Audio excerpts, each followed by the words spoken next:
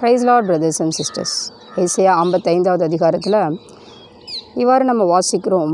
மாரியும் உறைந்த மழையும் வானத்திலிருந்து இறங்கி பூமியை நனைத்து அது என்ன காரியங்களை இந்த பூமியிலே கொடுக்க வேண்டுமோ, விதைக்கிறவனுக்கு விதையையோ புசிக்கிறவனுக்கு ஆகாரத்தையோ கொடுக்க நினைக்கிறதோ அந்த காரியத்தை செய்யாமல் அவைகள் திரும்புகிறது இல்லை. அப்படியே கர்த்தருடைய வேத வசனமும் உங்களுடைய வாழ்க்கையில் ஒரு வாக்குத்தத்தங்களை ஆண்டவர் கொடுத்திருப்பாரானால் அதை அப்படியே நிறைவேற்ற அவர் வல்லவராக இருக்கிறார். அது ஆவிக்குரிய காரியங்களானாலும் பூமிக்குரிய காரியங்களானாலும் தேவன் எந்த காரியத்தையும் உங்கள் வாழ்க்கையில் தேவன் திட்டமும் தெளிவுமாய் பேசியிருக்கிறாரோ அந்த காரியங்கள் உங்கள் வாழ்க்கையிலே ஆகும்படி அவர் வாய்க்க பண்ணுவார். ஆக அவருடைய வார்த்தைகளை விசுவாசிக்கும் பொழுது அந்த வார்த்தைகள் இந்த பணியைப் போல எந்த காரியம் நம்முடைய வாழ்க்கையிலே நடக்க வேண்டுமோ அப்படியே நினைத்து தான் தேவனிடத்துக்கு திரும்பும்.